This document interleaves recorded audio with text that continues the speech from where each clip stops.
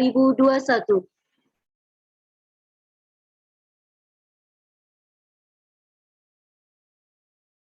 Pada hari ini, Sabtu, pada tanggal 8 November 2021, sidang perkara dengan nomor 003-PUU garis datar 13 Romawi garis miring 2021 akan segera dimulai.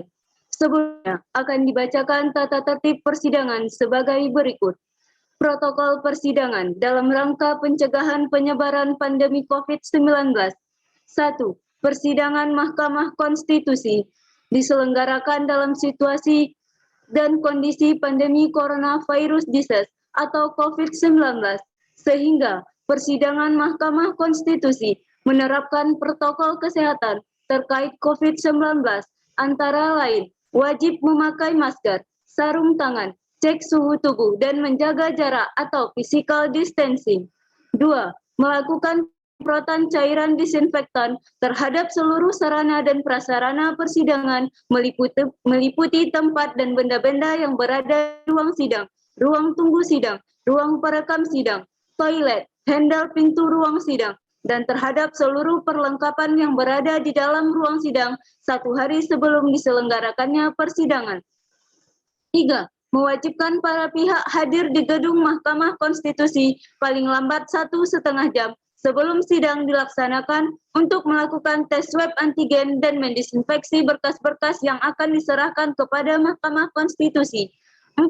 Mewajibkan setiap peserta persidangan meliputi majelis hakim dan para pihak, seluruh petugas pendukung persidangan, juru sumpah, kru media, petugas perekam, dan petugas keamanan untuk membersihkan tangan dengan menggunakan hand sanitizer sebelum memasuki ruang sidang atau ruang tunggu sidang.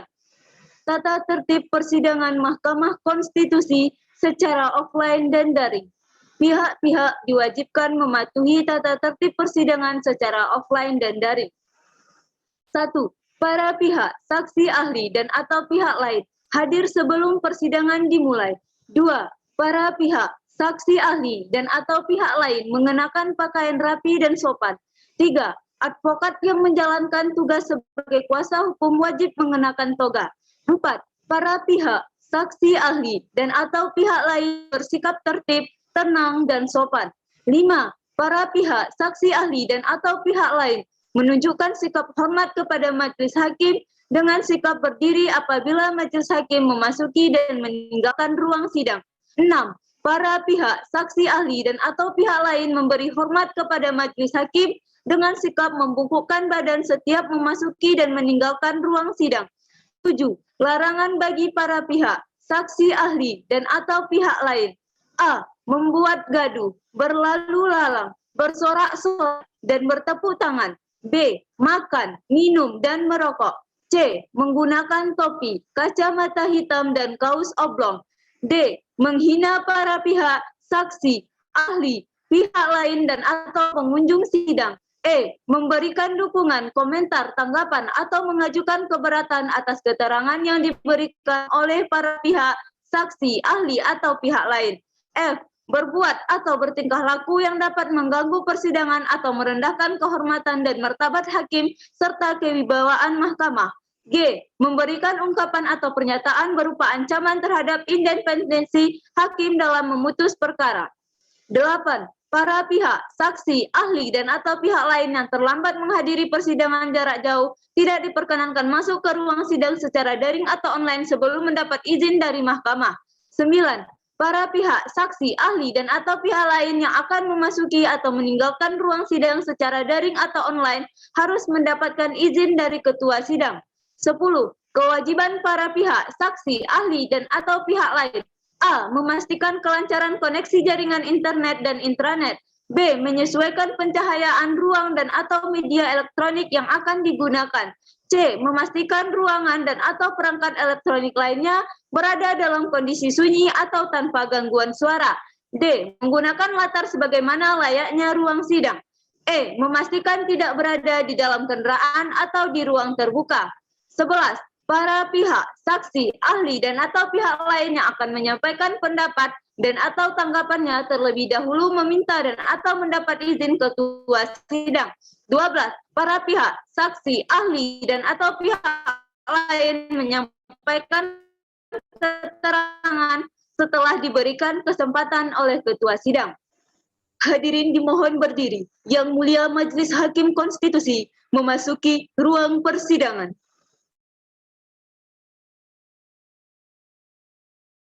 Hadirin disilakan duduk kembali.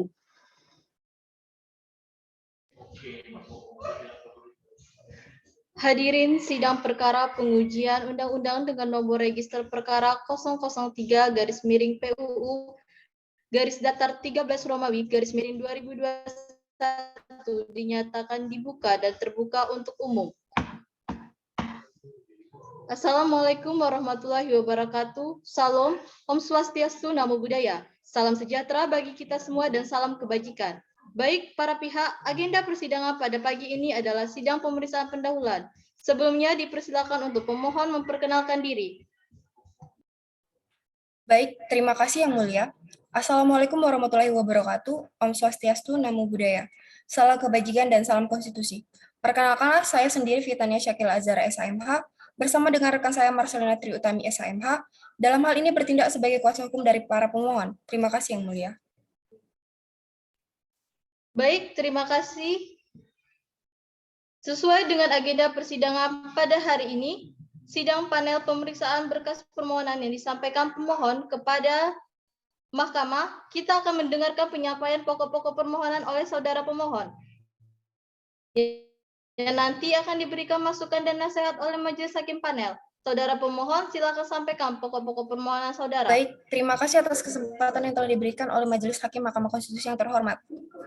Kepada kami, para pemohon, untuk menyampaikan pokok-pokok permohonan terkait dengan perkara pengujian pasal 13, ayat 2, ayat 4, ayat 5, ayat 6, ayat 7, ayat 8, dan ayat 9, Undang-Undang Nomor 34 Tahun 2004 tentang Tentara Nasional Indonesia. Selanjutnya kita sebut sebagai Undang-Undang TNI.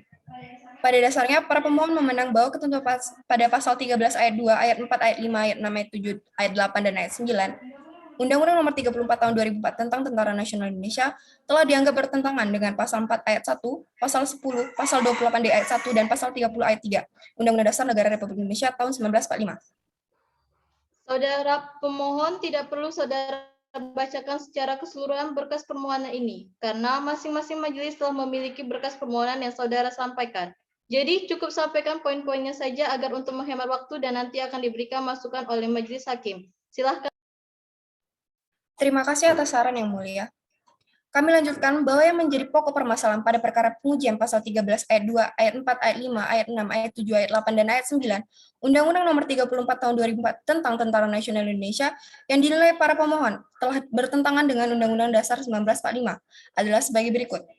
1. Pembukaan Undang-Undang Dasar Negara Republik Indonesia tahun 1945 mengamanatkan bahwa salah satu tujuan nasional yang ini melindungi segenap bangsa dan tumpah darah Indonesia diwujudkan dengan adanya Undang-Undang Nomor 34 Tahun 2004. 2.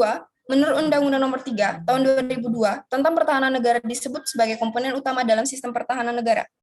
3. Sesuai dengan pasal 7 ayat 1, tugas pokok TNI adalah menegakkan kedaulatan negara, mempertahankan keutuhan wilayah negara dan kesatuan Republik Indonesia yang berdasarkan Pancasila dan Undang-Undang Dasar Negara Republik Indonesia tahun 1945, serta melindungi segenap bangsa dan seluruh tumpah darah Indonesia dari ancaman dan gangguan terhadap keutuhan bangsa dan negara.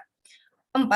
Kesemua pemohon adalah seorang TNI yang akan mengalami kerugian secara potensial ketika sampai pada tahap pencalonan panglima tertinggi terhadap berlakunya pasal 13 ayat 2, ayat 4, ayat 5, ayat 6, ayat 7, ayat 8, dan ayat 9, Undang-Undang Nomor 34 Tahun 2004 tentang Tentara Nasional Indonesia. 5. Bahwa tidak hanya kepada mereka yang melakukan permohonan, namun terhadap kesemua TNI yang akan dicalonkan sebagai panglima tertinggi. 6. Pasal 13 ayat 2, ayat 5, ayat 6, ayat 7, ayat 8, dan ayat 9 telah bertentangan dengan pasal 4 ayat 1, pasal 10, pasal 28D ayat 1, pasal 30 ayat 3, Undang-Undang Dasar 1945. 7. Bahwa jika dengan berlakunya Undang-Undang Nomor 34 Tahun 2004, khususnya pasal 13 ayat 2, ayat 5, ayat 6, ayat 7, ayat 8, dan ayat 9, yang pada pokoknya mengharuskan Presiden mendapatkan persetujuan DPR terlebih dahulu, tidak dapat dibatalkan, maka telah menyebabkan timbulnya kerugian bagi para pemohon. 8. Bahwa dalam Stefan Baut teori yang dipelopori oleh Hans Kelsen disebut bahwa norma itu berjenjang dan berlapis-lapis dalam suatu susunan hierarki. Maka seharusnya undang-undang bersumber kepada norma yang lebih tinggi, yaitu Undang-Undang Dasar Negara Republik Indonesia tahun 1945 yang merupakan norma dasar. 9. Terhadap berlakunya pasal 13 ayat 2, ayat 4, ayat 5, ayat 6, ayat 7, ayat 8, dan ayat 9, Undang-Undang Nomor 34 Tahun 2004 tentang Tentara Nasional Indonesia, para pemohon menganggap akan terhalangnya atau dikurangi hak konstitusional pemohon sebagai yang telah tercantum di dalam pasal 28D ayat 1. 10.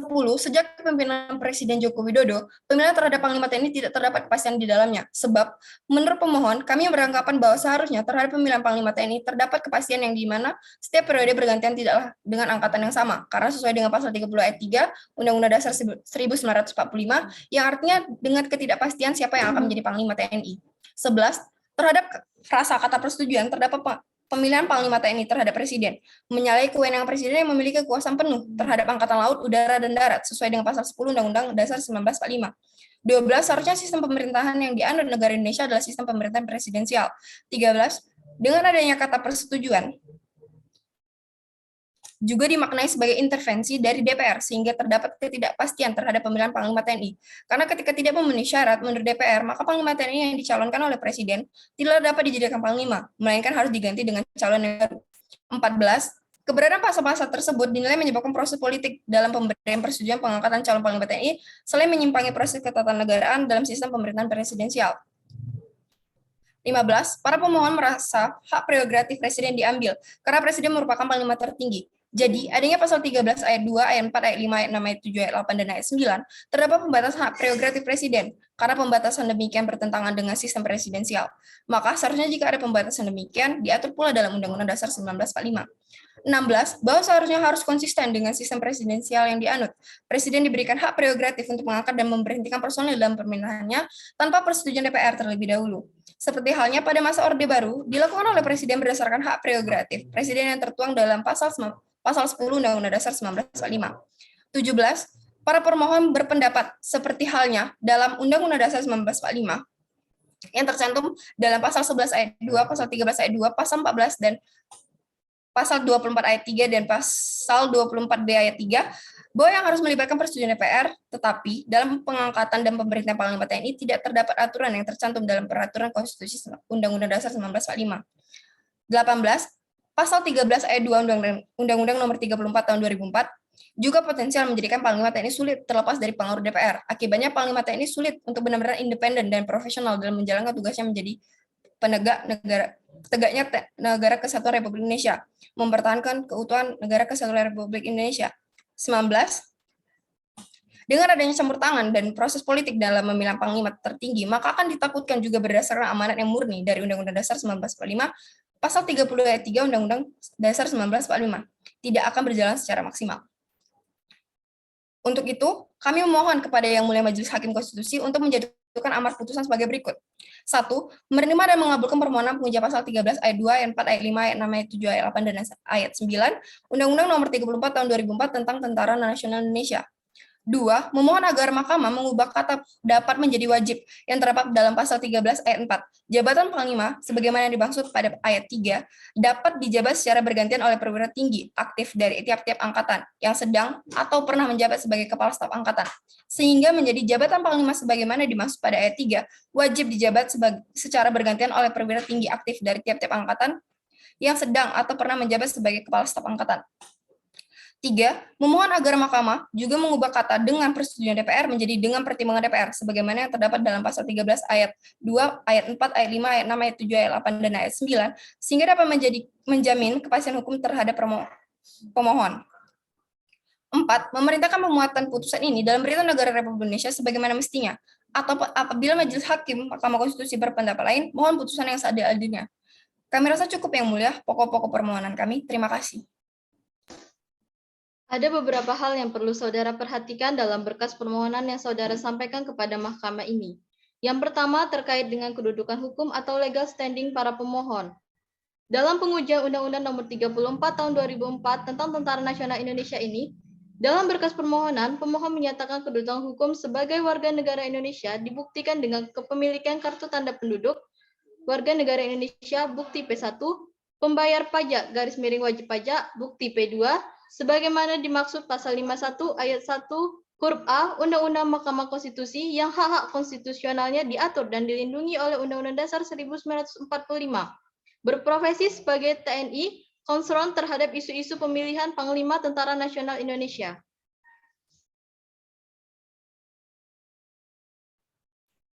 Terima kasih atas sarannya yang mulia, namun izinkan kami untuk menjelaskan mengenai kedudukan hukum atau legal standing pemohon. Memang pada dasarnya BAP merujuk kepada putusan Mahkamah Konstitusi atau jurisprudensi sejak putusan nomor 6 garis miring PU garis datar 3 Romawi garis miring 2005 tanggal 31 Mei 2005 dan putusan nomor 11 garis miring PU garis datar 5 Romawi garis miring 2007 tanggal 20 September 2007 dan putusan-putusan selanjutnya. Dengan demikian, maka ada 5 syarat mutlak yang harus dipenuhi dalam penguji undang-undang terhadap Undang-Undang Dasar 1945. Syarat pertama adalah kualifikasi pemohon sebagai warga negara Republik Indonesia. Syarat kedua, dengan berlakunya suatu undang-undang, hak dan garis miring atau kewenangan konstitusional pemohon dirugikan. Syarat ketiga, kerugian konstitusional tersebut bersifat spesifik. Syarat keempat, kerugian tersebut timbul akibat berlakunya undang-undang yang dimohon. Syarat kelima, kerugian konstitusional tersebut tidak akan terjadi lagi kalau permohonan ini dikabulkan. Bahwa yang di atas membuktikan bahwa pemohon atau perseorangan warga negara Indonesia memiliki kedudukan hukum atau legal standing untuk bertindak sebagai pemohon dalam permohonan pengujian undang-undang ini. Berdasarkan kualifikasi dan syarat tersebut di atas, maka pemohon perseorangan benar-benar telah dirugikan hak dan garis miring atau kewenangan konstitusionalnya akibat berlakunya pasal 13 ayat 2, ayat 4, ayat 5, ayat 6, ayat 7, ayat 8, dan ayat 9. Undang-Undang nomor 34 tahun 2004 tentang Tentara Nasional Indonesia. Karena hal tersebut dapat menimbulkan kerugian bagi pemohon. Sehingga apabila permohonan pengujian terhadap ketentuan pasal 13 ayat 2, ayat 4, ayat 5, ayat 6, ayat 7, ayat 8, dan ayat 9, Undang-Undang nomor 34 tahun 2004 tentang Tentara Nasional Indonesia dikabulkan, maka hak dan garis miring atau kewenangan konstitusional pemohon tidak lagi dirugikan. Dengan demikian, syarat kedudukan hukum atau legal standing pemohon telah sesuai dan memenuhi ketentuan yang berlaku. Kami rasa demikian yang mulia. Terima kasih. Baik, kemudian dalam permohonan ini saudara pemohon melampirkan Undang-Undang Dasar Negara Republik Indonesia tahun 1945, Ketetapan Majelis Permusyawaratan Rakyat Republik Indonesia nomor 7 Romawi garis miring MPR garis miring 2000 tentang peran Tentara Nasional Indonesia dan peran Kepolisian Negara Republik Indonesia. Pasal 3 ayat 3 Undang-Undang nomor 3 tahun 2002 tentang Pertahanan Negara pasal 17 ayat 1 Undang-Undang nomor 34 tahun 2004 tentang Tentara Nasional Indonesia, Undang-Undang nomor 12 tahun 2011 tentang pembentukan pemberaturan perundang-undangan, Peraturan Presiden Republik Indonesia tentang susunan organisasi Tentara Nasional Indonesia nomor 66 tahun 2019, Lembar Negara 2019 nomor 199 sebagai alat bukti. Apakah alat bukti yang saudara lampirkan dalam permohonan ini sudah pernah saudara ujikan ke Mahkamah Agung? Belum, yang mulia. Yang kedua, terkait dengan kewenangan mahkamah, majelis melihat di sini sudah cukup jelas karena memang perkara ini adalah perkara pengujian undang-undang terhadap undang-undang dasar. Mahkamah Konstitusi berwenang untuk menguji undang-undang terhadap undang-undang dasar.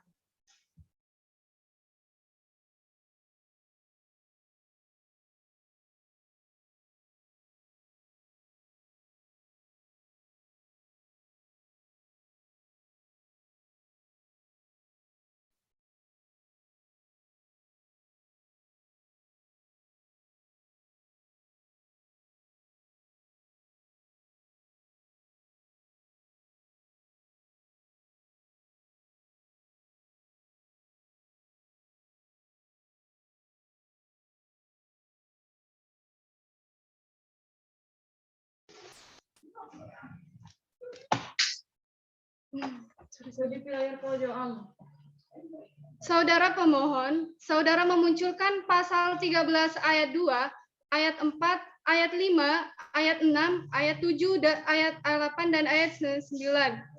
Undang-Undang nomor 34 tahun 2004 tentang Tentara Nasional Indonesia sebagai pasal yang diuji dan mengaitkannya dengan pasal 4 ayat 1, pasal 10, pasal 28D ayat 1, dan pasal 30 ayat 3 Undang-Undang Dasar Negara Republik Indonesia tahun 1945 sebagai batu uji, yaitu berkaitan dengan pertama, prasakata dapat dalam pasal 13 ayat 4 Undang-Undang TNI. Pasal ini memberikan ketidakpastian hukum kepada pemohon mengenai ketentuan jabatan Panglima yang wajib untuk dipergilirkan oleh semua matra yang memungkinkan semua matra berhak menjabat sebagai Panglima TNI.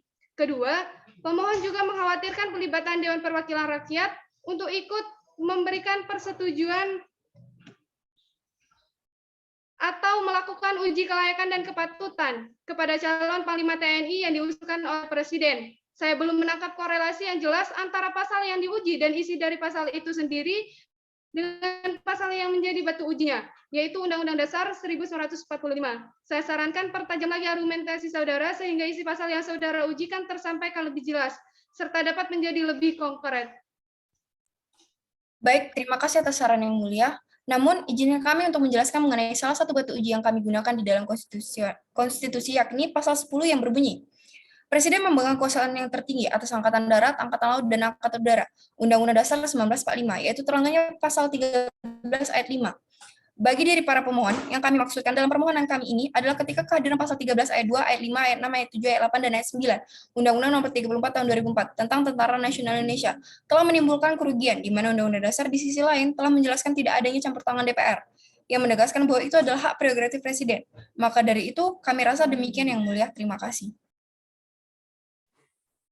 Saudara pemohon, dalam petitum yang saudara cantumkan terdapat kata-kata pemuat putus ini dalam lembar-lembar berita negara Republik Indonesia. Sebagai mestinya dimuat dalam berita negara Republik Indonesia, bukan lembaran negara. Sebagaimana dicantum Mahkamah Konstitusi dalam Undang-Undang Nomor 6 Tahun 2015 dalam perkara pengujian Undang-Undang Mahkamah Konstitusi Republik Indonesia untuk memperbaiki pemuatan yang sudah dijelaskan tadi. Baik, Yang Mulia. Terima kasih atas saran yang telah diberikan. Kami akan memperbaikinya. Saudara pemohon, itu tadi ada beberapa hal yang perlu saudara perhatikan terkait dengan permohonan yang sudah saudara sampaikan kepada Mahkamah. Majelis telah memberikan beberapa masukan untuk melengkapi dan memperbaiki permohonan yang saudara sampaikan kepada Mahkamah. Antara lain kejelasan dan ketepatan legal standing yang saudara nyatakan dalam permohonan ini. Kemudian relevansi dan ketajaman batu uji yang saudara gunakan pada Undang-Undang Dasar. Mohon diperhatikan. Secara prinsip, permohonan yang saudara sampaikan kepada Mahkamah ini sudah memenuhi syarat, tetapi perlu diperhatikan beberapa masukan yang diberikan oleh majelis panel tadi. Majelis berpendapat, kita tidak perlu melaksanakan sidang panel untuk kedua kalinya, dan permohonan yang saudara sampaikan kepada Mahkamah ini akan majelis bawa dalam rapat pemusyawaratan hakim. Karena sesuai dengan peraturan Mahkamah Konstitusi nomor 6 tahun 2005, mekanismenya demikian. Bagaimanakah nantinya Mahkamah akan memberitahukan kepada saudara melalui panitra? Pemohon masih ada yang disampaikan? Kami rasa cukup, Yang Mulia. Dengan ini, sidang panel saya tutup. Hadirin dimohon berdiri. Yang Mulia Majelis Hakim Konstitusi meninggalkan ruang persidangan. Hadirin disilakan duduk kembali. Hadirin yang kami hormati, demikianlah persidangan pada hari Sabtu pada tanggal 8 November 2021 telah selesai. Terima kasih, selamat pagi.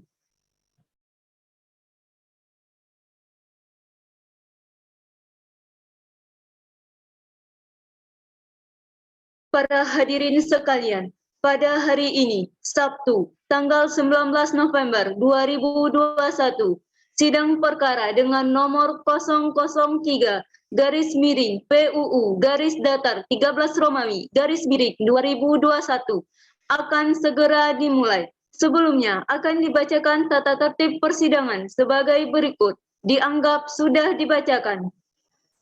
Hadirin dimohon berdiri.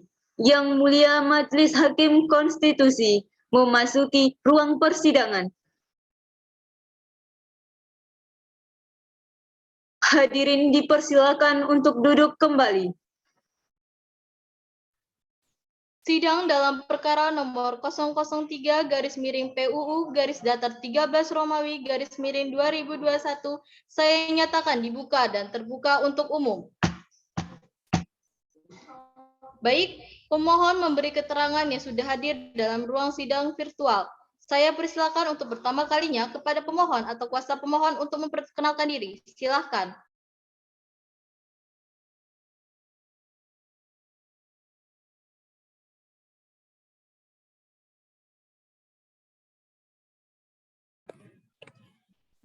Terima kasih Yang Mulia. Assalamualaikum warahmatullahi wabarakatuh. Salam Om Swastiastu, Namo Buddhaya, salam kebajikan. Selamat pagi hadirin sekalian. Perkenalkanlah, saya di sini Fitania Syakil Azhara SHMH, beserta rekan saya Marcelina Triutami SHMH. Kami merupakan kuasa hukum para pemohon terhadap pengujian pasal 13 ayat 2, ayat 4, ayat 5, ayat 6, ayat 7, ayat 8, dan ayat 9, Undang-Undang Nomor 34 Tahun 2004 tentang Tentara Nasional Indonesia, terhadap pasal 4 ayat 1, pasal 10, pasal 28 di ayat 1, dan pasal 30 ayat 3 Undang-Undang Dasar Negara Republik Indonesia tahun 1945. Di sini juga kami menghadirkan 2 orang ahli. Terima kasih Yang Mulia. Baik, terima kasih. Kemudian saya persilakan kepada pemerintah dan garis miring atau Dewan Perwakilan Rakyat untuk memperkenalkan diri. Silahkan. Terima kasih Yang Mulia. Assalamualaikum warahmatullahi wabarakatuh. Salam Om Swastiastu, Namo Buddhaya, salam kebajikan. Selamat pagi hadirin sekalian. Perkenankanlah kami selaku kuasa hukum dari termohon DPR pada surat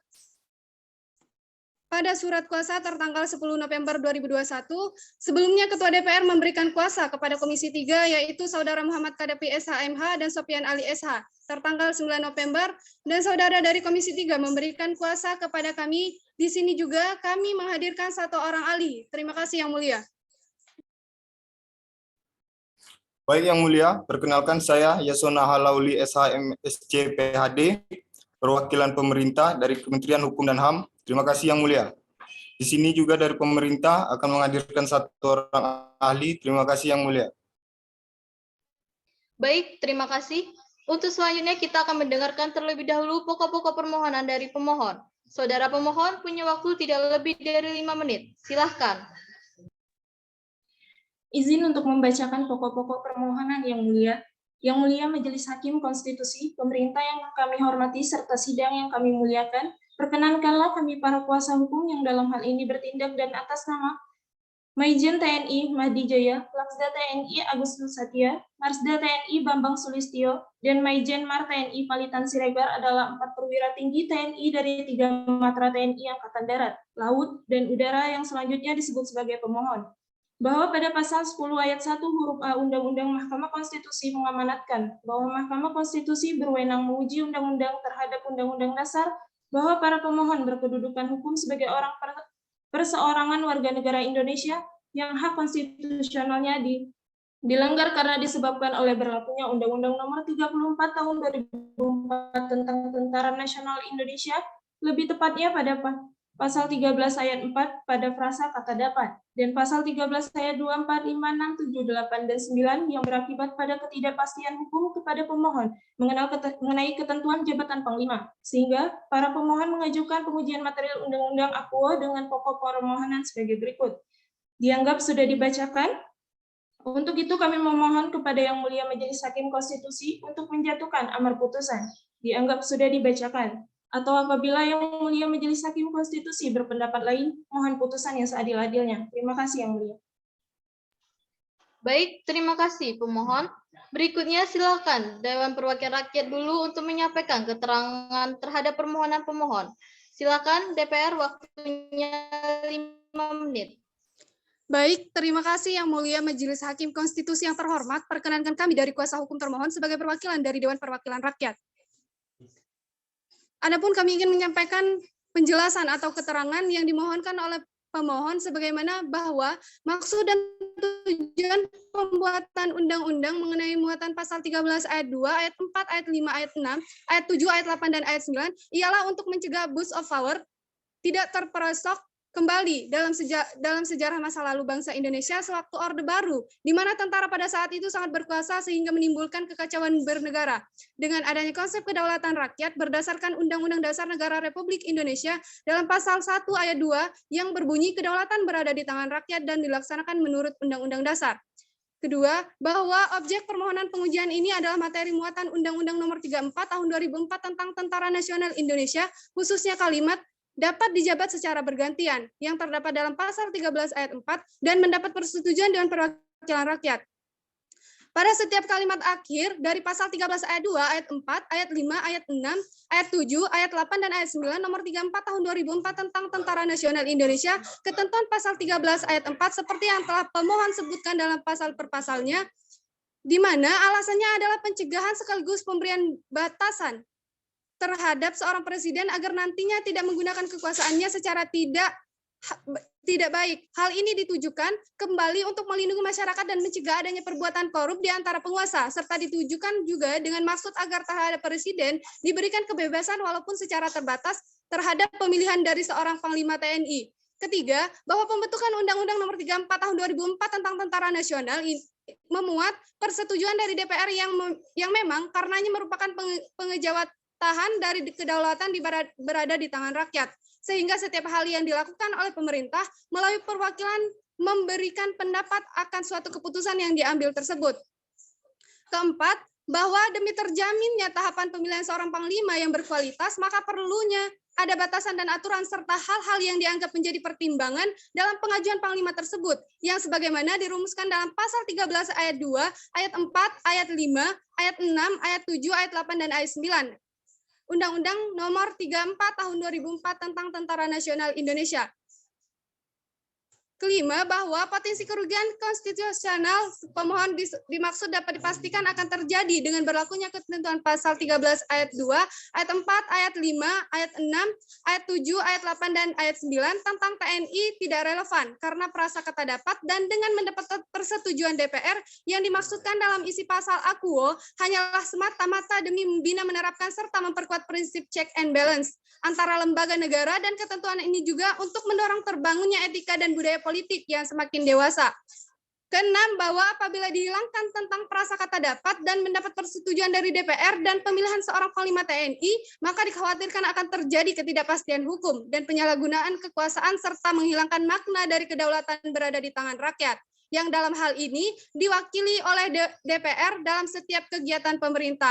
Berdasarkan hal-hal tersebut, Dewan Perwakilan Rakyat memohonkan kepada terhormat Majelis Mahkamah Konstitusi Republik Indonesia yang memeriksa dan memutus pengujian materi pasal 13 ayat 2, ayat 4, ayat 5, ayat 6, ayat 7, dan ayat 8 dan ayat 9, Undang-Undang Nomor 34 Tahun 2004 tentang Tentara Nasional Indonesia terhadap pasal 4 ayat 1, pasal 10, pasal 28D ayat 1, dan pasal 30 ayat 3, Undang-Undang Dasar Negara Republik Indonesia tahun 1945, dapat memberikan putusan sebagai berikut. 1. Menyatakan bahwa pemohon tidak mempunyai legal standing. 2. Menyatakan permohonan pemohon tidak dapat diterima. 3. Menerima keterangan DPR secara keseluruhan. 4. Menyatakan pasal 13 ayat 2, ayat 4, ayat 5, ayat 6, ayat 7, ayat 8, dan ayat 9 Undang-Undang Nomor 34 Tahun 2004 tentang Tentara Nasional Indonesia tidak bertentangan dengan Undang-Undang Dasar Negara Republik Indonesia 1945. 5. Menyatakan bahwa pasal 13 ayat 2, ayat 4, ayat 5, ayat 6, ayat 7, ayat 8, dan ayat 9 Undang-Undang 34 Tahun 2004 tentang Tentara Nasional Indonesia mempunyai kekuatan hukum tetap. Atas perhatian Ketua Majelis Mahkamah Konstitusi Republik Indonesia, kami mengucapkan terima kasih. Baik, terima kasih DPR. Berikutnya langsung kepada pemerintah untuk menyampaikan keterangannya. Silahkan 5 menit. Baik, terima kasih Yang Mulia Majelis Hakim Konstitusi yang terhormat. Perkenankan saya sebagai perwakilan dari pemerintah untuk menyampaikan keterangan pemerintah atas permohonan uji material pasal 13 ayat 2, 4, 5, 6, 7, 8, dan 9 Undang-Undang Nomor 34 Tahun 2004 tentang Tentara Nasional Indonesia terhadap pasal 4 ayat 1, pasal 10, pasal 28D ayat 1, dan pasal 30 ayat 3 Undang-Undang Dasar Negara Republik Indonesia tahun 1945.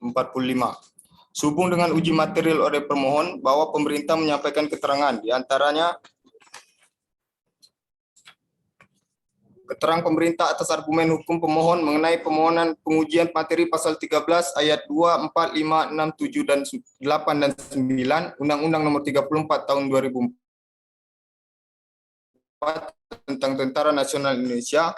Pemerintah tidak sependapat dengan dalil-dalil yang disampaikan oleh pihak pemohon dengan alasan-alasan sebagai berikut. 1. Bahwa termohon menolak poin ke-6 yang dikemukakan pemohon, karena justru dengan adanya pasal tersebut menjadi menghidupkan konsep bernegara hukum yang sehat berdasarkan konsep negara hukum.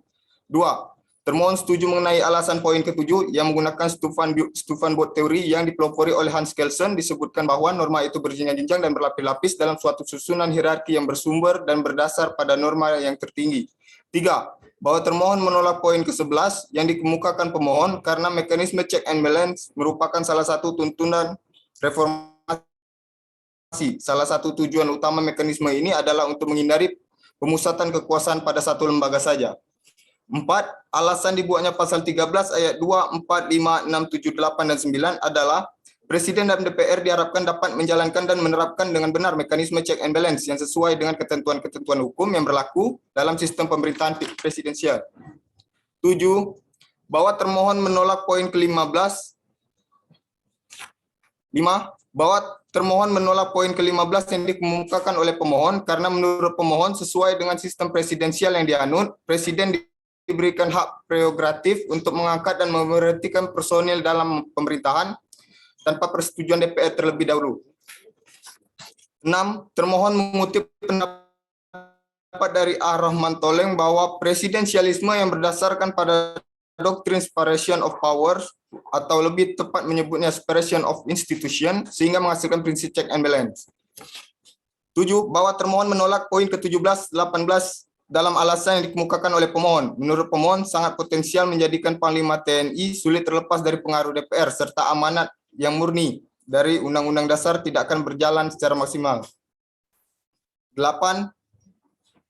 Bahwa menurut termohon setelah dijelaskan di atas dalam hal ini menolak poin ke-8 dalam alasan yang dikemukakan pemohon, yakni mencegah tindakan korupsi karena berkuasa terlalu lama dan memberikan jaminan terhadap kepastian hukum karena adanya proses pergantian yang telah sistematis sesuai dengan aturan yang berlaku.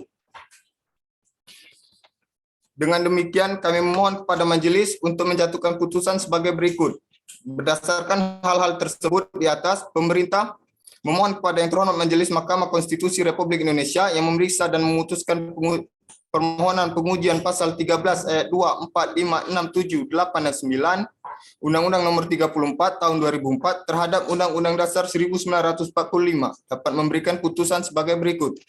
1. Menyatakan pemohon tidak dapat diterima. 2. Menerima keterangan pemerintah secara keseluruhan. 3. Menyatakan pasal 13 ayat 2, 4, 5, 6, 7, 8, dan 9 tentang Tentara Nasional Indonesia tidak bertentangan dengan Undang-Undang Dasar Negara Republik Indonesia tahun 1945.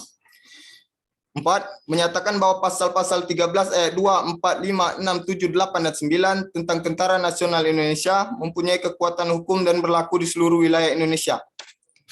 Apabila Majelis Hakim Mahkamah Konstitusi berpendapat lain, mohon putusan yang seadil-adilnya. Atas perhatian Ketua Majelis Hakim Mahkamah Konstitusi Republik Indonesia, kami mengucapkan terima kasih. Demikian permohonan keterangan yang kami sampaikan. Hormat kami pemerintah. Terima kasih Yang Mulia. Baik, pemerintah, terima kasih. Berikutnya kita sudah dengarkan pemohon, pemerintah, dan DPR. Berikutnya kita akan mendengarkan keterangan ahli. Saya ingin memulai dahulu dari ahli pemohon. Pemohon menghadirkan 2 ahli. Tolong diperkenalkan ahlinya siapa, ahli apa, dan akan menerangkan apa dalam persidangan kali ini. Silakan pemohon.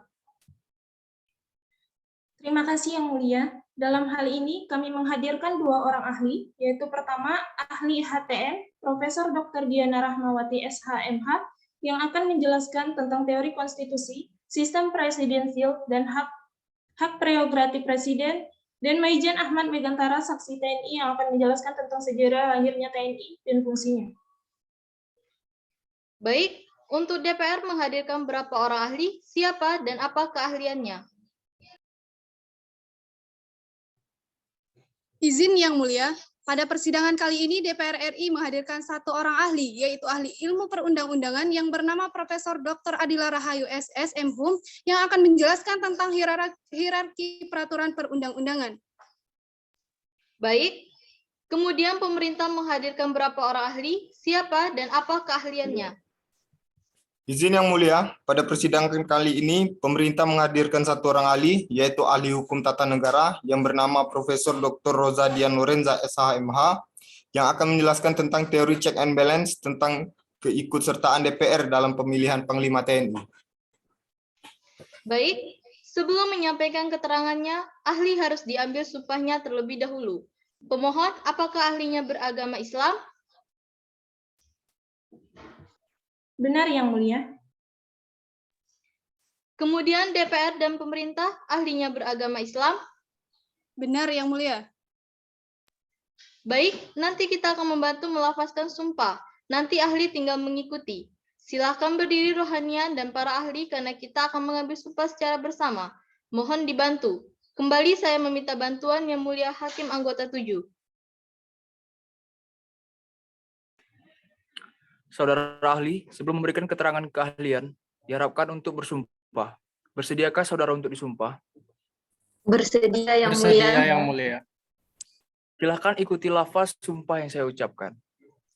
Demi Allah saya bersumpah Demi Demi Allah saya bersumpah bahwa saya bahwa saya bahwa saya akan memberikan pendapat akan akan memberikan pendapat terkait dengan soal-soal terkait terkait dengan soal-soal yang dilimpahkan yang dilimpahkan sesuai dengan pengetahuan dan keilmuan sesuai dengan pengetahuan dan keilmuan yang saya miliki. yang saya yang miliki. saya miliki. Terima kasih. Terima kasih Yang Mulia. Semua ahli telah disumpah, Anda semua terikat dengan sumpahnya. Saya ingin memulai dari ahli yang dihadirkan oleh pemohon. Siapa yang lebih dulu? Yang pertama, saksi hukum tata negara, Yang Mulia.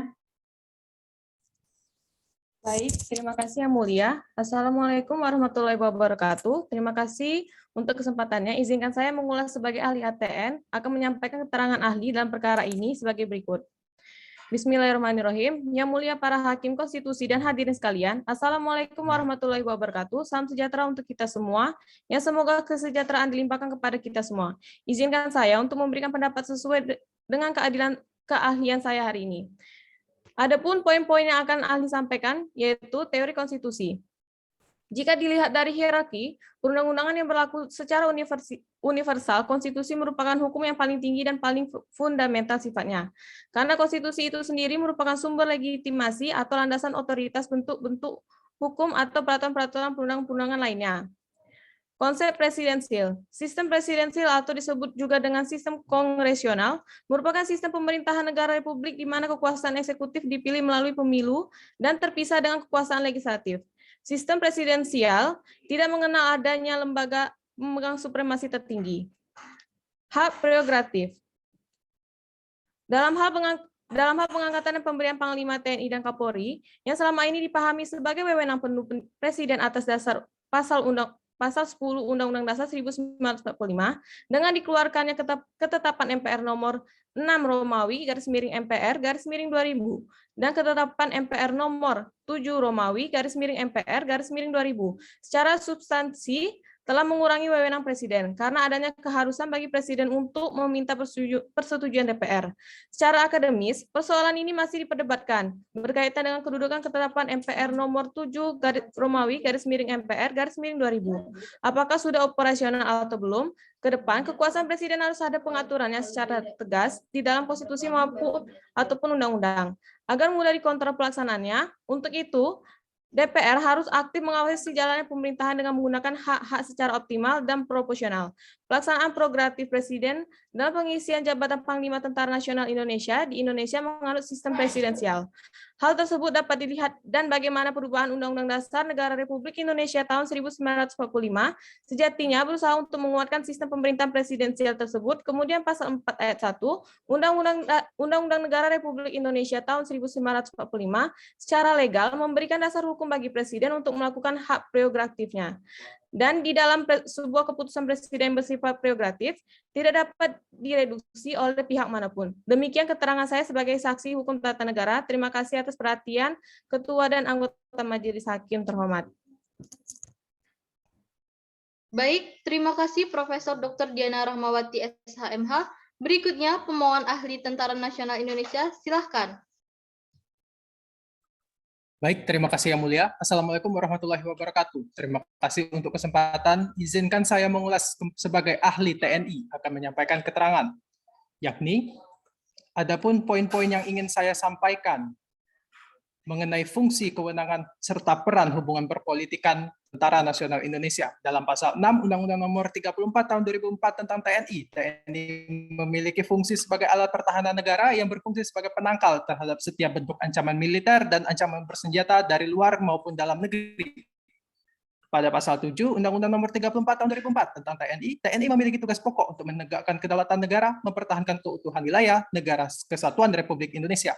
Adapun pembagian dalam TNI sendiri, yakni ada 3 angkatan, yaitu Angkatan Darat, Angkatan Laut, Angkatan Udara. Setiap angkatan memiliki tugas yang berbeda.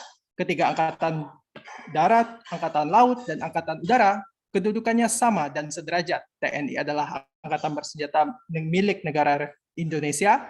TNI terdiri dari 3 angkatan bersenjata, yaitu TNI Angkatan Darat, Angkatan Laut, Angkatan Udara. TNI dipimpin oleh seorang panglima, sedang masing-masing angkatan dipimpin oleh seorang kepala staf angkatan. Perubahan Undang-Undang Dasar 1945 mengenai TNI sebagaimana yang tercantum di dalam pasal 30 Undang-Undang Dasar 1945. Dalam konteks dengan DPR, bukan hanya menteri tetapi juga Panglima TNI, karena ia dipayungi oleh MPR nomor 7 yang mengatakan bahwa TNI di bawah Presiden. TNI di bawah Presiden maksudnya adalah TNI di bawah kekuasaan Presiden. Namun, dalam keseharian bahwasanya TNI sering digunakan sebagai alat kekuasaan. Posisi TNI sangat banyak digunakan untuk kepentingan kelompok tertentu ataupun korporasi. Penyimpangan ini terjadi dalam bentuk relasi sipil dan militer, demikian dapat merusak internal militer. Pengangkatan Panglima TNI itu harus disetujui oleh DPR, adalah kekhawatiran yang dalam situasi transisi seperti ini, ada benturan kepentingan politik antara eksekutif dan legislatif. Penggunaan militer secara politik memunculkan relasi antara penggunaan terhadap militer yang tidak sehat. Menurut mantan Pangkostip Sumitro, jika militer bukan lagi menjadi alat negara melainkan alat kekuasaan, ini mencerminkan bahwa militer mengalami proses downgrade, penurunan derajat. Militer sebagai alat negara yang hidup sudah seharusnya memiliki ruh yang dapat menjaga profesionalitas untuk menghindari militer dari infiltrasi kekuasaan politik dan penting untuk menjaga inti jati diri TNI sebagai tentara rakyat, bukan tentara penguasa. Menurut Endriarto, mantan Kepala Staf TNI Angkatan Darat mengatakan, posisi TNI adalah alat negara di bidang pertahanan dan harus bersikap netral serta tidak terjebak atau terlibat dalam wilayah politik. Demikian keterangan saya, terima kasih, Mulia. Baik, terima kasih Saudara Ahli TNI Maijen Ahmad Megantara. Saudara Ahli, saya ingin memberikan kesempatan kepada pemohon dulu untuk menggali lebih jauh apa keterangan dari ahli tadi yang belum terucapkan. Silakan pemohon kepada ahlinya, mau ke ahli HTN atau ke ahli TNI. Terima kasih Yang Mulia. Dalam hal ini, kami akan bertanya terlebih dahulu terhadap ahli HTN Yang Mulia. Silahkan. Selamat siang, ahli HTN. Menurut keilmuan yang sudah Anda pelajari dalam pemilihan Panglima TNI, pada maksud lain dalam sistem pemilihannya, misal ada campur tangan politik. Selamat siang. Maka jika ditanyakan ada campur tangan politiknya atau tidak, apabila dikaitkan dengan pemilihan Panglima sedari dulu, memang terindikasi adanya praktik pilih kasih. Bagaimana tidak, hal ini telah dibuktikan dengan sejarah yang telah terjadi dari masa ke masa. Kebanyakan yang dipilih dan disetujui adalah dari Angkatan Darat. Serta telah ada bau proses politik dalam pemilihan seorang Panglima TNI, bagaimana tidak bahwasannya sesuai dengan Undang-Undang Nomor 34 Tahun 2004, Pasal 13, Ayat 2, Ayat 4, Ayat 5, Ayat 6, Ayat 7, Ayat 8, dan Ayat 9, membutuhkan persetujuan DPR dalam pemilihan seorang Panglima. Terima kasih Saudara Ahli, cukup dari kami majelis. Cukup ya untuk ahli HTN. Lanjut kita bergeser ke ahli TNI. Silahkan. Baik, terima kasih Yang Mulia. Saudara ahli, di sini kami ingin bertanya bahwa apakah seharusnya jabatan Panglima TNI bisa dijabat secara bergilir oleh perwira dari ketiga angkatan TNI, yaitu Angkatan Darat, Laut, Udara, mengingat bahwa ketiga angkatan ini mempunyai kedudukan yang sama dan sederajat. Baik, terima kasih kuasa hukum pemohon. Jika ditanya harus bergilir, jawabannya ya, karena sebagaimana yang terdapat di pasal 13 ayat 4. Seperti halnya jika mengacu kepada kebiasaan sebelumnya atau pada presiden sebelumnya, yaitu SBY. Jabatan Panglima TNI selalu dijabat bergilir urut matra, yakni Angkatan Darat, Angkatan Udara, lalu Angkatan Laut. Namun ketika dalam pemilihan Panglima TNI pada kepemimpinan Presiden Jokowi, kebanyakan selalu dari matra Angkatan Darat. Semisal, waktu itu Jenderal Muldoko pensiun, Presiden Jokowi memiliki Jenderal Gatot sebagai Panglima TNI. Muldoko dan Gatot Nurmantio sama-sama berasal dari Angkatan Darat. Terima kasih saudara ahli, cukup dari kami yang mulia. Baik, cukup dari ahli TNI. Terima kasih kepada Maijen Ahmad Megantara. Kemudian saya ingin memberikan kesempatan kepada DPR dulu.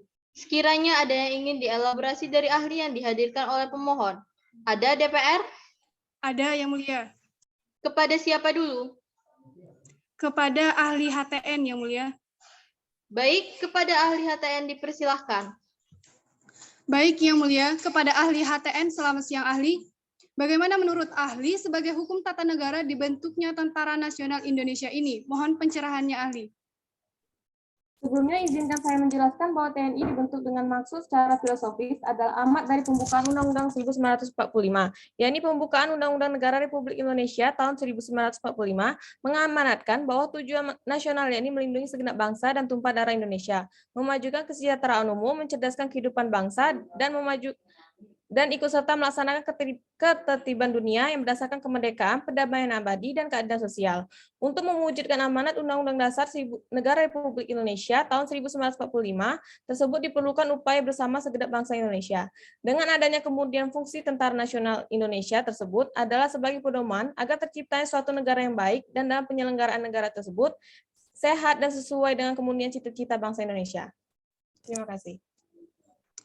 Kemudian saya lanjutkan saudara ahli. Artinya bahwa TNI memiliki peran yang sangat penting terhadap negara, maka seharusnya dalam pemilihan Panglima TNI harus ada persetujuan DPR. Bukankah begitu ahli? Mengingat bahwa DPR ini perwakilan rakyat.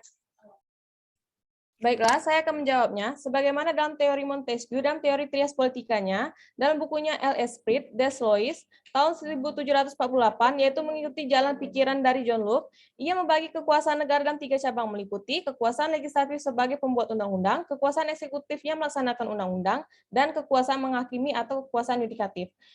Montesquieu berpendapat bahwa dalam sistem suatu pemerintah negara, ketiga jenis kekuasaan tersebut harus terpisah, baik mengenai fungsi, tugas, maupun mengenai alat pelengkapan organ yang melaksanakan. Konstitusi telah memberikan pemisahan tugas, fungsi, hak, dan kekuasaan atau wewenang masing-masing lembaga negara, dalam hal ini Presiden dan DPR, serta dalam penyelenggaraannya menjalankan kewenangan masing-masing. Jadi dengan adanya persetujuan DPR, seolah-olah DPR yang memiliki hak penuh dalam pemilihan Panglima TNI. Terima kasih.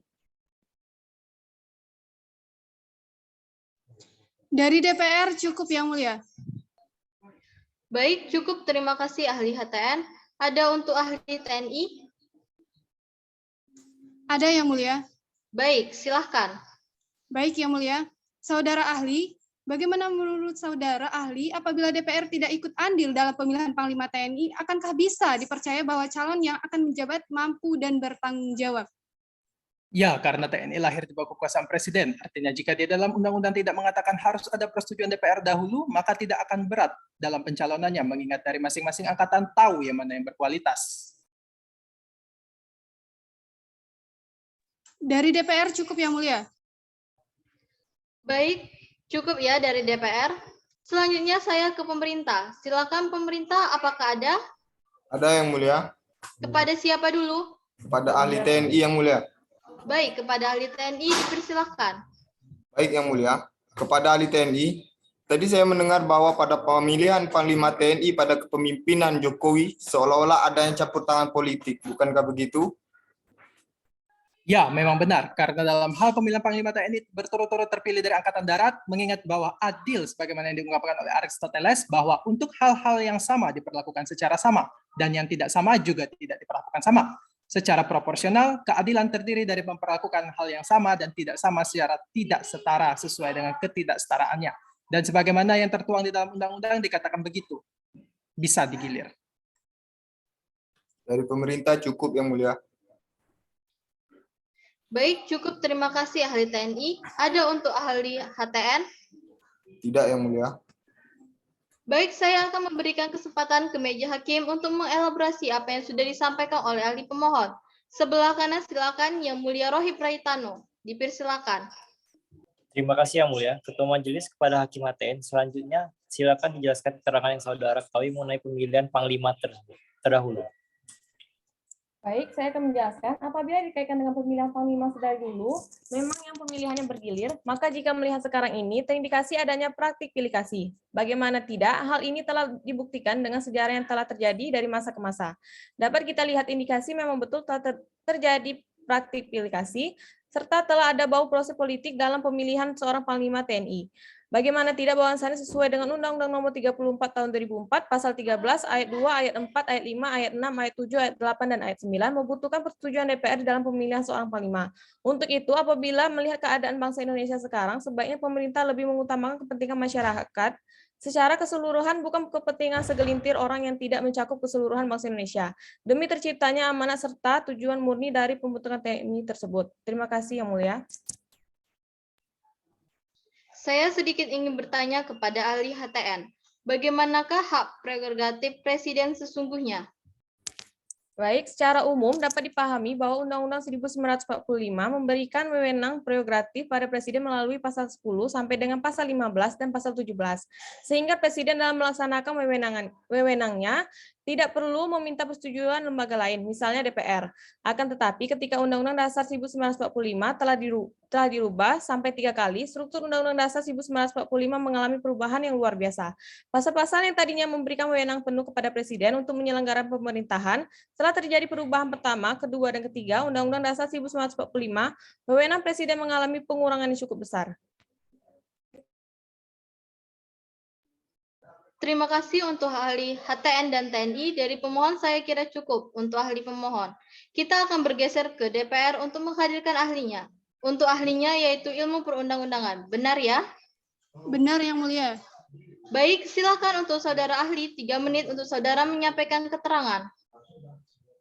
Baik, terima kasih Yang Mulia. Baik, Assalamualaikum warahmatullahi wabarakatuh. Yang Mulia Majelis Hakim Mahkamah Konstitusi yang terhormat, semua pihak yang mengikuti persidangan pada hari ini, izinkanlah ahli untuk memberikan keterangan terkait dengan pengujian pasal akuo. Yang Mulia, terdapat hal yang akan ahli jelaskan pada persidangan kali ini.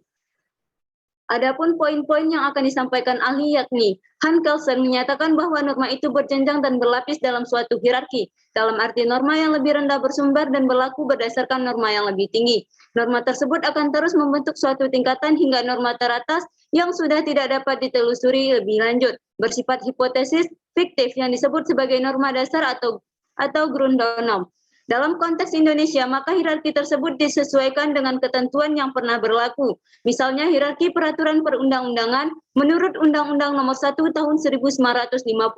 Hierarki menurut ketetapan MPRS Nomor 20 Romawi _MPRS _1966. Hierarki menurut ketetapan MPRS Nomor 3 Romawi _MPR _2000. Hierarki menurut Undang-Undang Nomor 10 Tahun 2004. Dan yang terakhir serta masih berlaku adalah hierarki menurut Undang-Undang Nomor 12 Tahun 2011. Sehubungan dengan definisi perundang-undangan, bagaimana memberikan gambaran umum tentang pengertian perundang-undangan sebagai berikut. 1. Peraturan perundang-undangan merupakan keputusan tertulis yang dikeluarkan pejabat atau lingkungan jabatan yang berwenang, berisi aturan tingkah laku yang bersifat mengikat umum. 2. Merupakan aturan-aturan tingkah laku yang berisi ketentuan-ketentuan mengenai hak, kewajiban, fungsi, status, atau satu tatanan. 3. Merupakan peraturan yang mempunyai ciri-ciri umum abstrak atau abstrak umum, artinya tidak mengatur atau tidak ditunjukkan kepada objek, peristiwa, atau gejala konkret tertentu. Peraturan perundang-undangan adalah setiap keputusan tertulis yang dikeluarkan pejabat yang berwenang yang berisi aturan tingkah laku yang bersifat mengikat umum. Peraturan perundang-undangan adalah perwujudan kehendak dari pemegang kekuasaan tertinggi yang berdaulat, maka peraturan perundang-undangan merupakan hukum tertinggi dan adalah satu-satunya sumber hukum.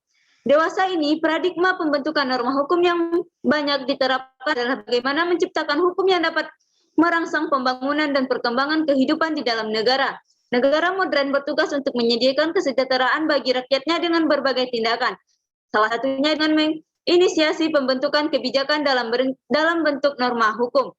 Aristoteles sendiri memandang negara sebagai bentuk masyarakat yang paling sempurna. Jika masyarakat dibentuk demi suatu kebaikan, maka demikian juga halnya sebuah negara atau masyarakat politik. Setiap orang dalam hidup bermasyarakat selalu berbuat dengan maksud untuk mencapai apa yang mereka anggap baik, dan negara dibentuk dengan sarana kebaikan pada taraf yang lebih tinggi. Oleh karena pembentukan negara yang pada akhirnya dapat mengeluarkan kebijakan bagi warga negaranya haruslah didasarkan pada tujuan yang lebih baik.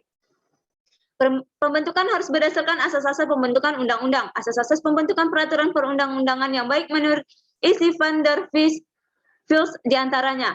A. Asas terminologi dan sistematika yang benar. B. Asas perlakuan yang sama dalam hukum. C. Asas kepastian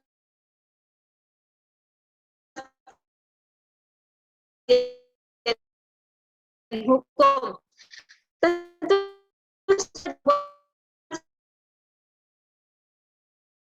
pada pembentukan suatu peraturan undangan, pada umumnya terdapat naskah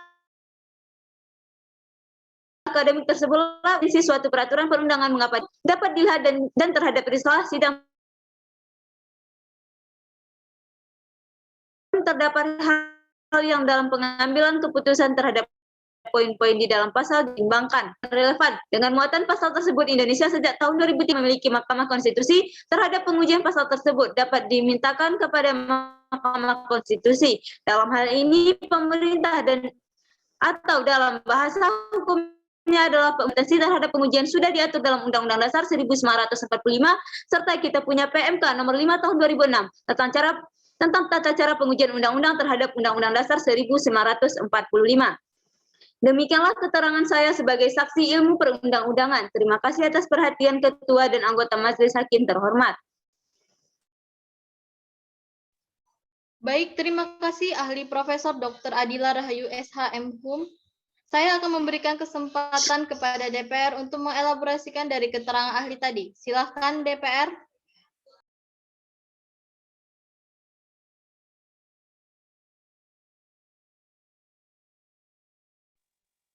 Terima kasih, Yang Mulia, kepada Saudara Ahli. Bagaimana menurut Saudara bahwa dalam pasal yang diujikan disebutkan adanya persetujuan DPR? Baik, terima kasih atas pertanyaannya. Izinkan menjawab Yang Mulia, kenapa harus ada persetujuan DPR? Karena sejarah telah menceritakan kisah kelam bangsa Indonesia ketika hanya dipegang oleh satu kekuasaan secara absolut. Kekuasaan tersebut akan lebih digunakan terhadap kepentingan pribadi. Dengan adanya masa reformasi Indonesia telah merubah sistem kedaulatan berada di tangan rakyat. Oleh karena itu tentu saja ada pertimbangan dari DPR sebagai wakil rakyat dan tidak hanya sekedar pertimbangan saja. Sebab kata persetujuan berarti suatu kewajiban mutlak harus terpenuhi, sedangkan pertimbangan hanya dalam bentuk memperhitungkan dan bisa saja pertimbangan itu tidak digubris karena sifatnya tidak mengikat. Dari DPR cukup, Yang Mulia.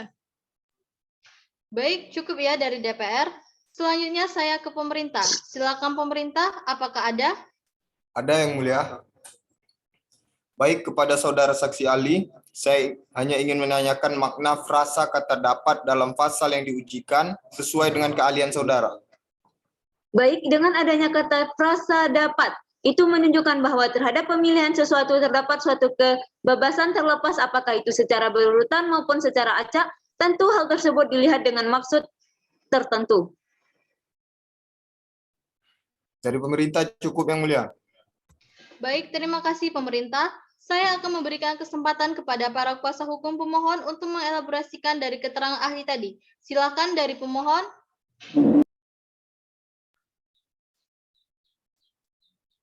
Terima kasih Yang Mulia. Kepada saksi ahli, sesuai dengan keahlian saudara, bagaimana jika pembuatan undang-undang sebagaimana yang diujikan dalam pasal 13 ayat 4 tentang frasa kata dapat, apakah bisa digantikan dengan frasa kata wajib? Tentu saja pengubahan frasa dalam uji material yang pemohon ujikan itu bukan suatu hal yang mudah. Jika mengkaji perubahan dalam Undang-Undang Dasar 1945 saja bisa dilakukan dengan dua metode, yakni dengan tambal sulam maupun renewal. Terhadap pembentukan suatu peraturan perundangan pada umumnya terdapat naskah akademik dan risalah sidang. Terhadap naskah akademik tersebutlah urgensi suatu peraturan perundangan mengapa dibentuk dapat dilihat, dan terhadap risalah sidang pun terdapat hal-hal yang dalam pengambilan keputusan terhadap poin-poin di dalam pasal dipertimbangkan. Baik, terima kasih. Dari pemohon cukup Yang Mulia. Baik, saya akan memberikan kesempatan ke meja hakim untuk mengelaborasi apa yang sudah disampaikan oleh ahli termohon DPR. Dimulai dari kiri Yang Mulia Hakim Rajid Al-Ghifari. Silahkan. Terima kasih Yang Mulia Ketua Majelis. Kepada ahli ilmu perundang-undangan, bagaimana menurut saudara ahli tentang pengaturan atas pengangkatan Panglima Tentara Nasional Indonesia? Aturan mengenai pengangkatan calon Panglima Tentara Nasional Indonesia tertuang dalam Undang-Undang Nomor 34 Tahun 2004 tentang Tentara Nasional Indonesia, tepatnya pada pasal 13. Nah, menurut undang-undang tersebut, Panglima akan diangkat dan diberhentikan oleh Presiden atas persetujuan DPR. Pergantian masa tugas tersebut dilakukan berdasarkan kepentingan organisasi Tentara Nasional Indonesia. Jadi, dalam hal pengangkatan itu bukan semerta-merta ada campur tangan politik dari DPR, tetapi itu dipilih berdasarkan kepentingan organisasi. DPR juga turut andil dalam pemilihan TNI dikarenakan untuk mewakili suara rakyat Indonesia supaya kedepannya yang terpilih benar-benar memiliki tanggung jawab penuh terhadap negara. Silahkan Yang Mulia Fitania Sakila Azhara. Terima kasih Yang Mulia Ketua Majelis. Apakah dalam pembentukan Undang-Undang Tentara Nasional Indonesia ini tidak memiliki kepastian hukum bagi para calon Panglima Tentara Nasional Indonesia?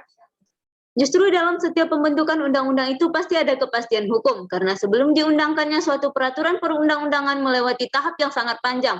Misal, perencanaan, penyusunan, pembahasan, pengesahan, atau penetapan baru diundangkan suatu peraturan perundang-undangan tersebut. Hamid S. atau Mimi juga memberikan batasan terhadap pengertian peraturan perundangan sebagai semua aturan hukum yang dibentuk oleh semua tingkat lembaga dalam bentuk tertentu, dengan prosedur tertentu, biasanya disertai sanksi dan berlaku umum serta mengikat rakyat. Terima kasih untuk ahli ilmu perundang-undangan dari termohon DPR. Saya kira cukup untuk ahli termohon DPR. Kita akan bergeser ke pemerintah untuk menghadirkan ahlinya. Untuk ahlinya yaitu hukum tata negara. Benar ya? Benar, Yang Mulia. Baik, silakan untuk saudara ahli 5 menit untuk saudara menyampaikan keterangan. Baik, Assalamualaikum warahmatullahi wabarakatuh. Yang Mulia, Majelis Hakim Mahkamah Konstitusi, yang terhormat semua pihak yang mengikuti persidangan pada hari ini, izinkanlah ahli untuk memberikan keterangan terkait dengan pengujian pasal Aqua yang terdapat hal yang dapat ahli jelaskan pada persidangan kali ini.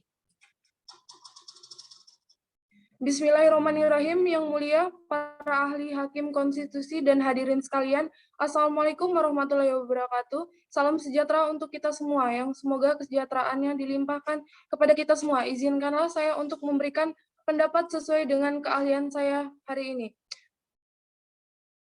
Ketua dan anggota hakim yang mulia, para pemohon yang saya hormati, kuasa pemerintah dan DPR yang saya hormati, hadirin berbahagia yang saya muliakan. Adapun poin-poin yang akan saya disampaikan ahli, yakni jika dilihat dari makna hak prerogatif, sesungguhnya kekuasaan ini ditinjau dari pengertian hukum tidak mengandung karakter residu, tidak mengandung karakter dikreasi, melainkan kekuasaan yang dilingkup dan jenisnya lahir dan ditentukan oleh hukum karena diatur dalam Undang-Undang Negara Republik Indonesia 1945, maka bersifat dan merupakan kekuasaan konstitusional. Selain itu, konstitusi konstitusional pemerintah,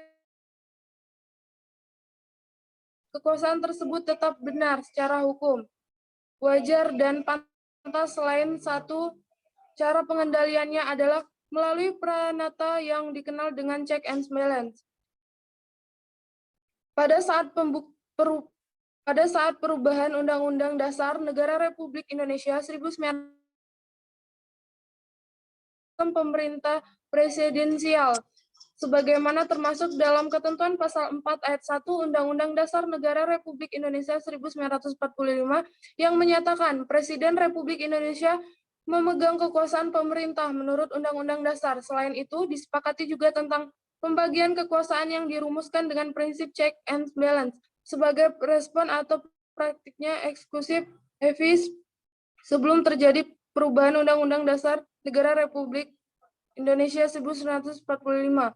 Panglima TNI merupakan pejabat yang menjadi puncak pimpinan dari Tentara Nasional Indonesia. Sebagai puncak pimpinan, Panglima adalah seorang yang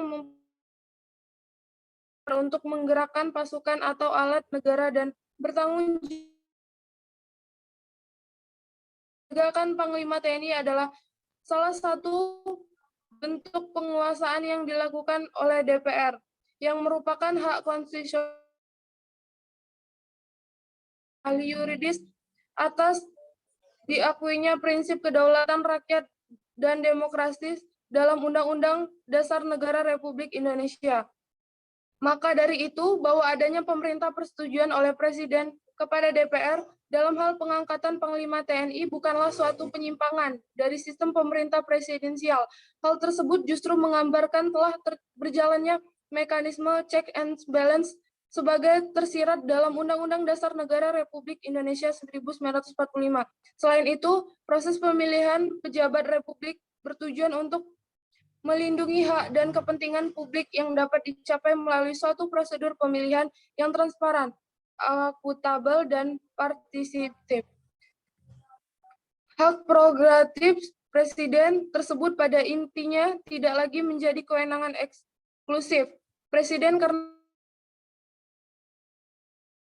Undang-Undang Dasar Negara Republik Indonesia tahun 1945 maupun disebut constitutional power atau statutory power bukan lagi sebagai hak prerogatif. Mekanisme check and balance antar satu lembaga dan lembaga negara lainnya agar tercipta negaraan dan pemerintah konstitusional serta dapat mengurangi adanya praktik yang tidak sehat dan atau melanggar hukum. Baik, Demikian saya rasa keterangan- cukup ahli HTN pemerintah. Terima kasih atas keterangannya. Baik, saya rasa cukup untuk semua keterangan ahli. Maka dari itu, untuk para pemohon dan kuasanya dan pihak termohon DPR dan pemerintah serta kuasanya untuk memberikan kesimpulan dalam jangka waktu 7 hari kerja di kepaniteraan. Sidang selanjutnya adalah pembacaan putusan tertanggal 26 November 2021. Demikian sidang hari ini saya nyatakan ditutup. Hadirin dimohon berdiri. Yang Mulia Majelis Hakim Konstitusi meninggalkan ruang persidangan.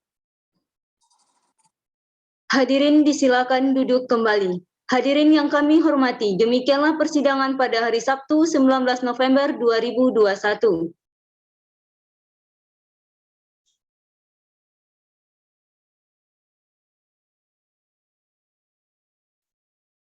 Hadirin disilakan duduk kembali. Sidang dibuka dan dinyatakan terbuka untuk umum. Assalamualaikum warahmatullahi wabarakatuh. Salam, Om Swastiastu, Namo Buddhaya. Salam sejahtera bagi kita semua dan salam kebajikan. Agenda persidangan pada siang ini adalah pengucapan putusan. Sebelumnya dipersilakan untuk pemohon memperkenalkan diri.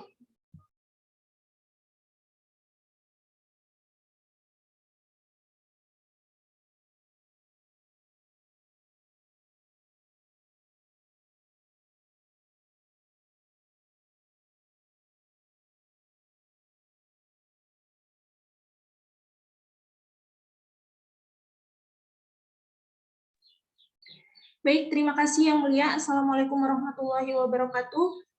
Om Swastiastu, Namo Buddhaya, salam kebajikan. Yang Mulia Majelis Hakim Konstitusi Pemerintah yang kami hormati, hadirin sidang yang kami muliakan, perkenalkanlah saya sendiri Marcelina Tributami SHMH dan rekan saya Fitania Sakila Azahra yang merupakan kuasa hukum para pemohon terhadap pengujian pasal 13 ayat 2, ayat 4, ayat 5, ayat 6, ayat 7, ayat 8, dan ayat 9 Undang-Undang Nomor 34 Tahun 2004 tentang Tentara Nasional Indonesia terhadap pasal 4 ayat 1, pasal 10, pasal 28D ayat 1, dan pasal 30 ayat 3 Undang-Undang Dasar Negara Republik Indonesia tahun 1945.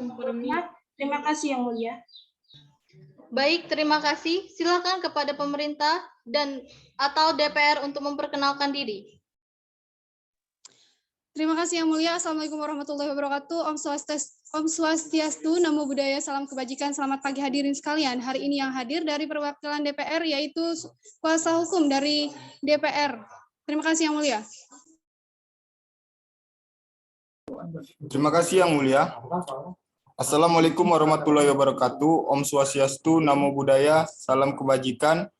Selamat pagi, hari ini perwakilan pemerintah yang hadir dari Kementerian Hukum dan HAM yang diwakilkan oleh saya, Yasona Halauli, SH MSc PhD. Terima kasih Yang Mulia. Baik, kita mulai dengan pengucapan putusan. Untuk nomor perkara 003-PUU, garis datar 13 Romawi, garis miring 2021. Putusan nomor 003-PUU, garis datar 13 Romawi, garis miring 2021 demi keadilan berdasarkan ketuhanan yang Maha Esa, Mahkamah Konstitusi Republik Indonesia yang memeriksa, mengadili, dan memutus perkara konstitusi pada tingkat pertama dan terakhir, menjatuhkan putusan dalam perkara permohonan pengujian Undang-Undang Nomor 34 Tahun 2004 tentang Tentara Nasional Indonesia terhadap Undang-Undang Dasar Negara Republik Indonesia tahun 1945 yang diajukan oleh 1. Majen TNI Mahdi Jaya, selanjutnya disebut sebagai pemohon 1. 2. Laksda TNI Agus Susetya, selanjutnya disebut sebagai pemohon 2. 3. Marsda TNI Bambang Sulistyo, selanjutnya disebut sebagai pemohon 3. 4. Majen Mar TNI Palitan Siregar, selanjutnya disebut sebagai pemohon 4. Berdasarkan surat kuasa khusus tanggal 29 Oktober 2021 memberi kuasa kepada Baga Marcelina Triutami dan Fitania Sakila Azhara SHMH sebagai penasihat hukum. Selanjutnya disebut sebagai pemohon.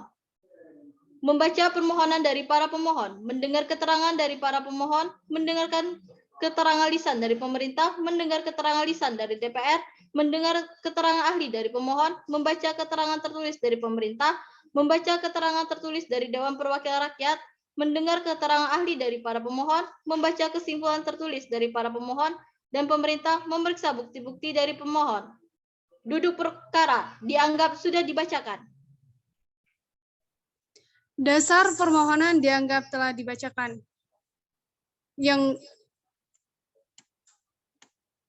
Kewenangan Mahkamah Konstitusi dianggap telah dibacakan. Kedudukan hukum, legal standing pemohon dianggap telah dibacakan.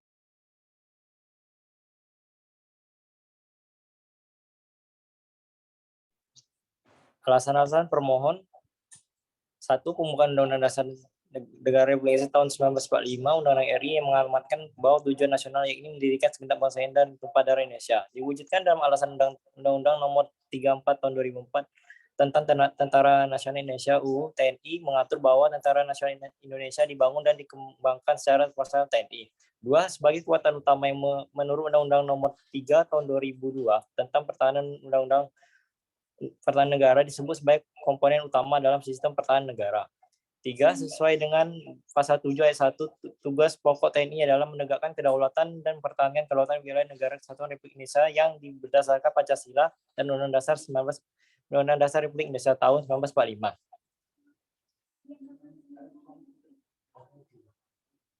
Dan selanjutnya dianggap telah dibacakan. Petitum dianggap telah dibacakan. Menimbang bahwa membuktikan dalil-dalilnya, para pemohon mengajukan alat bukti seperti surat P1 sampai P9 dianggap telah dibacakan. Selain itu, para pemohon mengajukan dalil-dalil yang telah didengar keterangannya dalam persidangan mahkamah yang menerangkan sebagai berikut. 1. Profesor Dr. Rahmawati SHMH, dosen Tata Negara Universitas Gadjah Mada. A. Teori konstitusi ialah teori konstitusi dianggap telah dibacakan. B. Konsep presidensil dianggap telah dibacakan. Hak prerogatif juga dianggap telah dibacakan.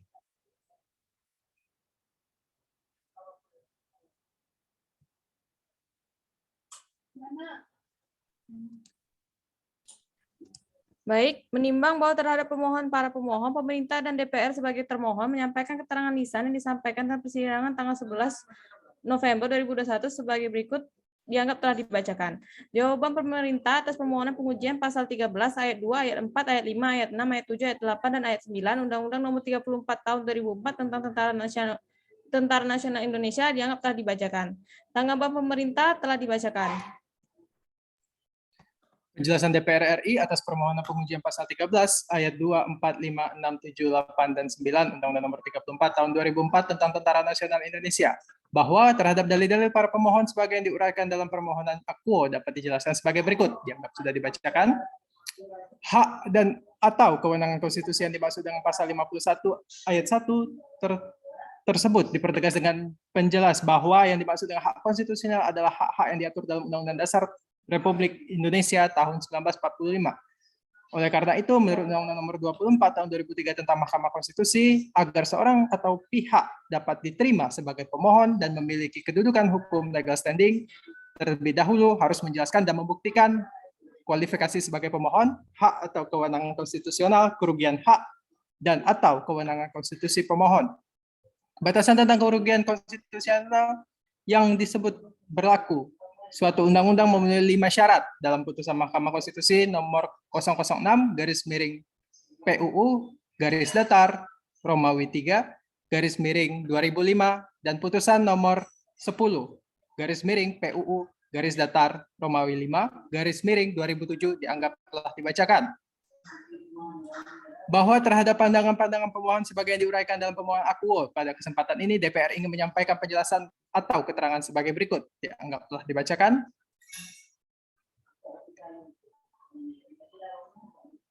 Keterangan ahli DPR, yaitu Profesor Dr. Adila Rahayu, SHMH, pernyataannya sudah dianggap dibacakan.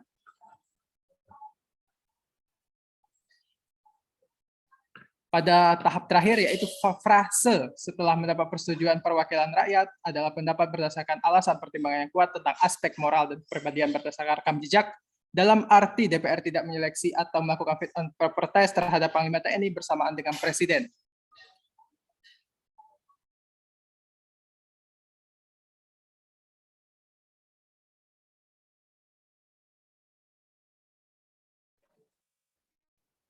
Pertimbangan hukum.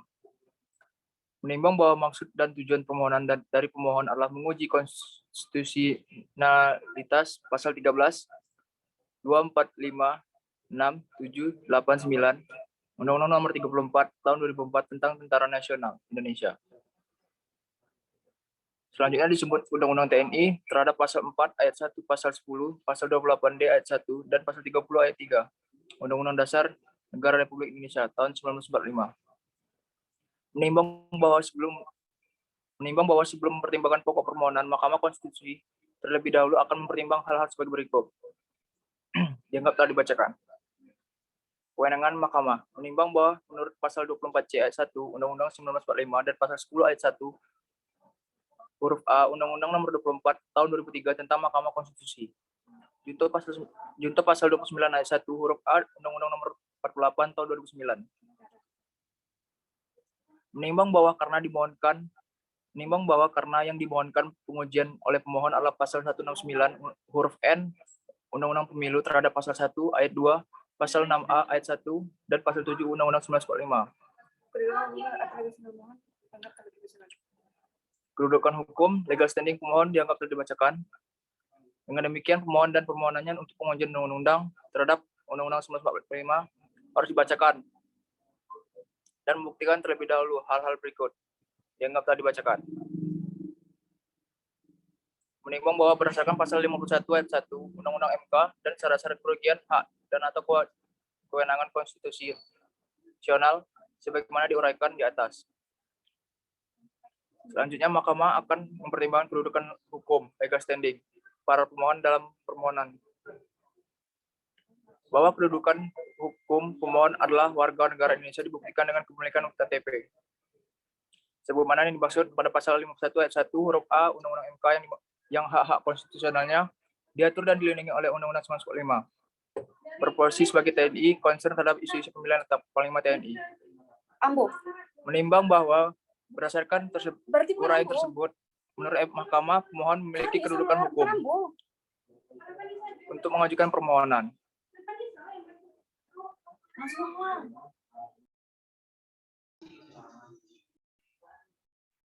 Konklusi berdasarkan penilaian atas fakta dan hukum sebagaimana diuraikan oleh pemohon dan permohonan di atas Mahkamah berkesimpulan sebagai berikut. 1. Mahkamah berwenang untuk memeriksa, mengadili, dan memutus permohonan akuo berdasarkan undang-undang yang berlaku. 2. Pemohon memiliki kedudukan hukum legal standing untuk mengajukan permohonan akuo. 3. Permohonan pemohon tidak beralasan menurut hukum. Berdasarkan Undang-Undang Dasar Negara Republik Indonesia tahun 1945 dianggap telah dibacakan. Amar putusan mengadili. 1. Menolak permohonan para pemohon untuk seluruhnya. 2. Menyatakan frasa kata dapat tidak bisa diubah dengan frasa kata wajib. 3. Menyatakan pasal 13 ayat 2, ayat 4, ayat 5, ayat 6, ayat 7, ayat 8, dan ayat 9 Undang-Undang Nomor 34 Tahun 2004 tentang Tentara Nasional Indonesia dinyatakan tidak bertentangan dengan Undang-Undang Dasar Negara Republik Indonesia tahun 1945 dan tidak beralasan menurut hukum. 4. Memerintahkan pemuatan putusan ini dalam Berita Negara Republik Indonesia sebagaimana mestinya. Demikian diputuskan dalam rapat penuntut hakim yang dihadiri oleh 9 hakim konstitusi. Dianggap telah dibacakan.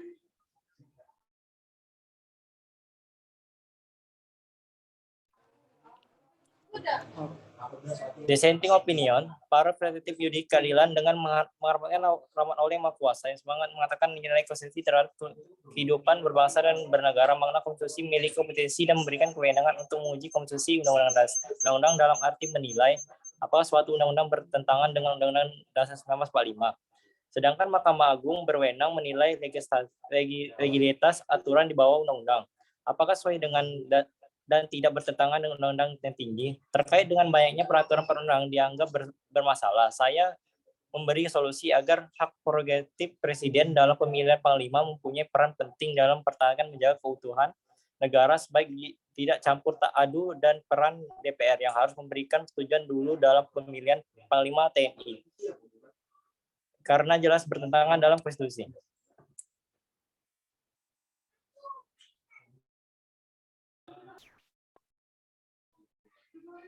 Dengan demikian, pengucapan putusan telah selesai. Kemudian untuk salinan putusan akan dikirimkan melalui email kepada para pihak. Setelah sidang pengucapan putusan ini telah selesai atau paling lambat 3 hari kerja setelah persidangan ini ditutup. Dengan demikian, sidang selesai dan ditutup. Hadirin dimohon berdiri. Yang Mulia Majelis Hakim Konstitusi meninggalkan ruang persidangan. Hadirin disilakan duduk kembali. Oke, boleh di record off teman-teman sekalian. Misalkan di 10.28 ya, menyisakan 2 menit. Silakan di record